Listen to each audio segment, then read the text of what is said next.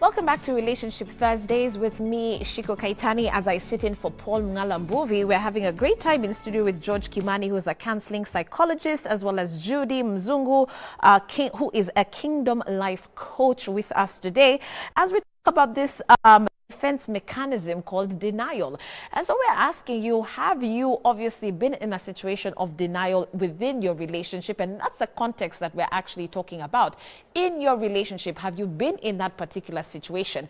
We'd like you to share your experience with us. Please tell us as much as you can. And if, of course, you do require some assistance or just some advice from Judy and George this morning, go ahead and start talking to us. So welcome back, guys. Someone says, good morning, I'm Stephen.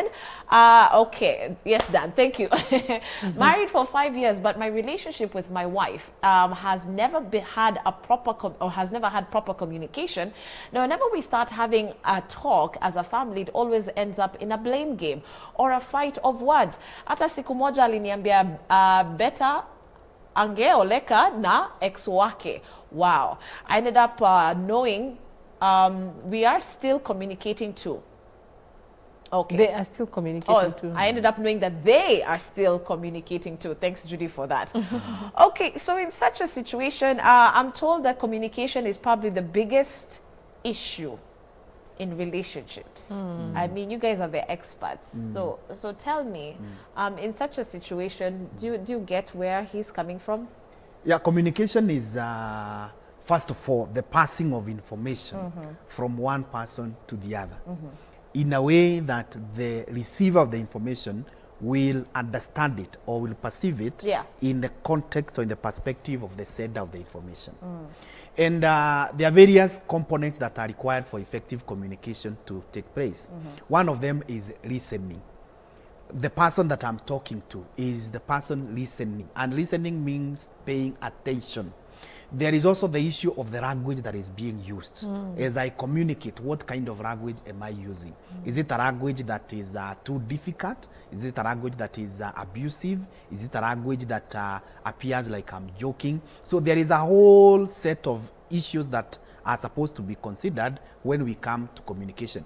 But having said that, communication is very, very effective. And when it fails, then there cannot be solving of any issue that arises in a relationship. And we cannot sit here and deny that issues will not happen. Issues will always happen. But they are ironed out when people explain. Maybe something like, I have come to the house late, which is against the expectation of my wife. So she asked me, why are you coming late? Now, it is now upon me to explain in a way that she will understand. But if I refuse to explain, she will not understand. And even on the other side, as I explain, does she have something we call preconception? Preconception is what makes you to hear what you want to hear or what you expect they are saying as opposed to what is being said. So if I say something that is not what she was expecting, then she will not accept what I'm saying. And at the end of the day, there will be no communication. Right. And that issue is unsolved. Yeah. And any time an issue is unsolved, naturally, we now speculate. Yeah. And when people are left to speculate, they don't speculate the good thing first. They speculate the bad thing first. Okay. That he was out with the mipangos, he was out taking alcohol, he was out doing other things. So now, when that person is left with those speculations, then you find that the relationship will continue being rocky and rocky. Right. Yes. There's just going to be conflict. I think it's so unfortunate how there are so many couples who have potential but end up going nowhere simply because they just can't communicate. And you can tell they are good together, but communication issues. All right, Judy, you can tackle the next one now. This is... Can I add on to that? Yes, okay. I think it's important also for us to talk about conflict resolution. Okay. It's also the way you go about resolving a conflict.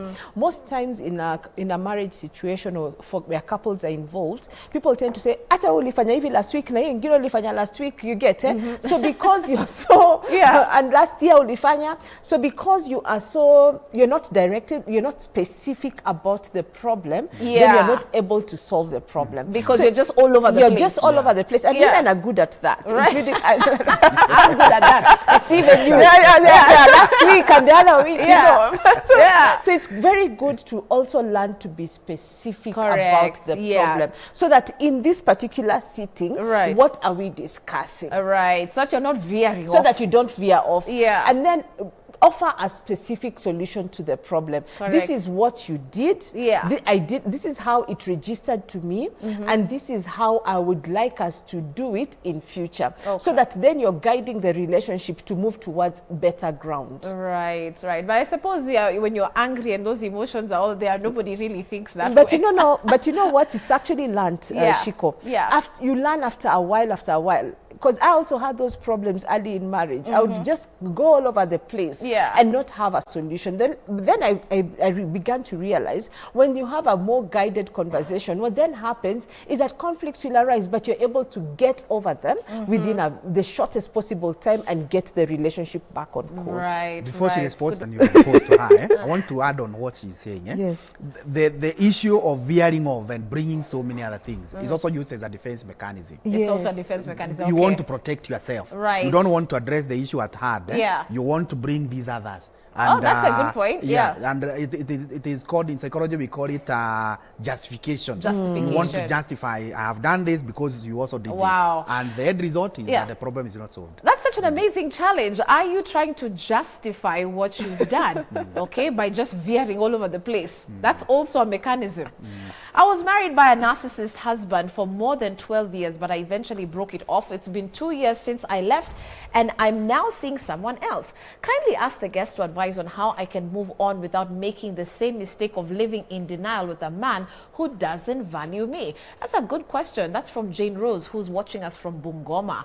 You can tackle that one, Judy. Yeah, I think sometimes when people find themselves in certain patterns of relationships, it's good for you to sit down and do a cross-check of yourself first and foremost. Usually it comes from a place of you lacked self-esteem from the beginning, because then that is what becomes, what happens? It becomes a cloud that even when the red flags are there, somehow you tend to miss them because you don't see yourself as being worthy of receiving love in the first place. You don't see yourself of being worthy of being respected. You don't see yourself of being worthy of your boundaries being honored, as an example. So it's important for her, before she even begins to get into another relationship, which of course she has, but before she gets in far too deep, she needs to ask herself and begin to take a journey to heal herself first. Heal herself first from who she was and that made her get into this narcissistic situation. Usually most people who find themselves in narcissistic situations, they have a need to please people. They're coming from a place where they're seeking validation. Most times they came from very controlling homes. So it's important for her to heal first, and so after she heals and is able therefore to know who she is, she can make a better decision and be able to guide the next relationship in a much better way. Fantastic. Another text message, Dan Tafadhali. Let's try and see if we can help as many people watching today. Hi Shiko, thank you for today's discussion. I have a boyfriend who ghosted me for about 2 weeks. I was really disturbed during that time and I started having self-denial. I'm still trying to get through it, but the problem is he called yesterday. He doesn't even care what he did or put me through. He's not even sorry about it. I feel like the relationship should be over, but please ask Judy whether giving up is a good option. Okay, so do you want to pass it on to George? George, you tackle that one since now she just spoke, Thank you. The issue of the guy appearing not to care about it and is also a mechanism of expressing denial. You have done something and you don't want to care to think of the impact on the feelings and the emotions of the other person. Actually, you go to an extent of justifying that were it not for her doing this, I would not have done this. So that is what the guy is doing, and he appears like not caring. My advice to the lady would be, giving up is not usually a short term or something that I would advise quickly. Don't just give up, because there is nowhere you will go and not find issues. Issues will be there. But you need to take time and analyze the situation. Look at what are the reasons. what could be the solutions that I can implement so that these things does not reoccur. If you find that it is possible to remedy the situation, then hold on. But if you find that the causes are beyond repair, according to you, then it is good you move out, you give up, and look for something else. Yes. Okay, last text message, tafadhali, or at least the last two that we can sample. Okay, I want to just pose this, guys, and the team says that they'll give us at least a few more text messages to sample as we say kwaheri. Judy, is there such a thing as other people imposing their ideas about your relationship on you, and you could actually have reached that level of comfort in your relationship? So, for example, they always say, you should just find someone whose crap, for lack of a better word, you can deal with and move on with that life. And if you're comfortable, you're comfortable. But that is your standard. Now, to us, the outside world will be saying, Judy is in denial. How come she's not seeing it? But Judy is actually quite okay. Is there something wrong with that dynamic? You could be okay with your boyfriend or your husband or your spouse doing XYZ, but you're comfortable. You're not living in denial. You've just accepted that the individual is like that. That's deniability, because the fact that you can even agree to take less than the best. Yes. You understand? Because we must also come to a place, Shiko, where we also encourage people to understand that they do have a sense of value, they do have a sense of worth, and it's not okay to live life at less than the best, at what you expect and what you give to others.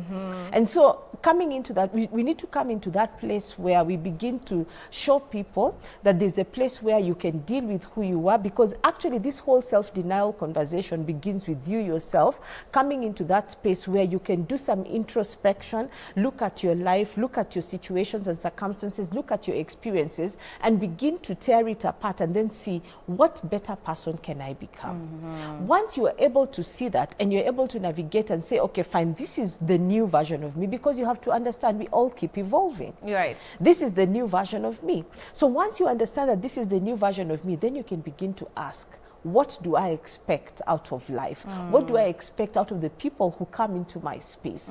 How do I expect them to treat me? And because you have made the journey of introspection, you can give better to others, and it then it just makes sense. Then you can expect better for yourself. So there are some people who are living some serious toxic lives and have just settled for that. Yes, because they don't know. But I believe that after this conversation today, people can go back and ask ourselves, what do I need to accept of myself? Right. What do I need to give others? And what do I need to expect from others? Right. Yes. George, your word of advice to that person who is just being held back by fear, the fear of the unknown. If I confront this, if I confront the person in the mirror, I'm scared of what I'll see on the other side, which is the truth is I've been putting up with abuse. And I've been sugarcoating it. It's just abuse. Plain and simple. My advice would first of all be built on what my sister Judy has said and what you had asked about the opinions of others. We call it the introjection. It is where I want to take my life as per your opinion. And that one has two risks. It makes you to get, risk number one, you get into something that is not really you or really yours, because you want to please others. Or the risk number two is you are already in something that is harmful to you, and because you fear the opinion and what the others will say, you remain there and you continue suffering. But what we advise from a psychology perspective is something we call free association. Free association is where you do things as you see them by yourself, as you feel them by yourself. What I know is good for me, that is what I'll follow. Whether you see it good for me or you don't see it good for me. And it's where we emphasize that the beauty is on the eye of the beholder. You may not see the reason why I'm together with my wife, but for me, I'm convinced why I'm with her. I know the goodness on her side. She also knows the goodness on my side. So let's not go by the values of others, but first of all, take care of ourselves. Now, when you confront the person on the mirror, and you are fearing what will people say, it is very, very harmful to you. because this aspect of denial does not mean that the problem is no more. The problem is still there and is affecting you. And we go back now to what we had mentioned earlier. It will push you to engaging in some undesirable activities as a way of escape, like engaging in drugs, even issues to do with immorality, issues to do with becoming violent, and so on. And if they are not checked, they also have health implications. You start hearing someone is stressed, someone has depression, someone has ulcers, and so on. And also the third effect is you now start affecting us. Because if you're my brother, you're my wife, you're my husband, you're my son, you're my daughter, and you have gone to those extent. In as much as I'm not the one feeling the pain, I'm also affected somehow. I may require to give out some money for rehab. I may require to give out some money for medication, and so on. And even that feel that my daughter or my husband or my brother or my sister is not in a good relationship, or their things are not working well, is also not good. So let's confront the issues as they are. Yes. Literally, we have 3 minutes to go, so let's just take a look at this one, and then maybe one of you can answer it, and then we'll give our final remarks. Hello, I'm Christine, and my husband and I are not talking in the house. It's now going on for a few weeks. I've tried to make a conversation, but he just brushes me off. I don't know what to do, but when my parents ask how we are, I say we are okay. I don't know what the problem is. What can I do? Judy, your one-liner to Christine. I think that what that guy is trying to use is silent treatment. She probably needs to just give him space to deal with whatever he needs to deal with, but at some point they probably need to find a better way of dealing with the issues that will arise in future, so that they talk as opposed to going through silent treatment. Yes. As we wind up, Judy and George, and I'll start off with you, Judy, yet again, how can I be that person, that caring, loving friend, sibling, relative, to help that individual who is in denial? How do I approach that conversation? George and Judy, how do I tell Judy, by the way I'm seeing it, honestly, you're in denial? Where do I start off as a friend, Judy? I think it starts off by trying to find out who exactly that person is.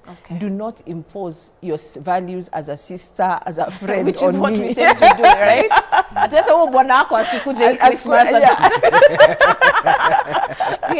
There has to be respect. You have to respect the individuality of the other person, understand where they are coming from, and only then can you help them to become who they are supposed to be, not who you are meant to be. Yes. Okay, I like it, George. How you can help is, first of all, observing some uncommon behaviors. We have a wide range of behaviors, as we have been mentioning them. When you see them manifest in the life of the individual, try to bring them to their attention. Because one of the things that is supposed to be done in helping someone to heal is making them to understand or to realize what is the problem. Because some of these problems are hidden in the unconscious mind.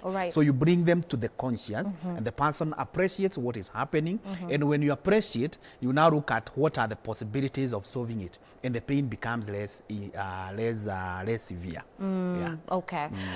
George, very quickly, I think we're all quite impressed in your knowledge as far as psychology is concerned. And so for those who are actually wondering, how can I get in touch with George just to seek for those counseling services, how can they reach you?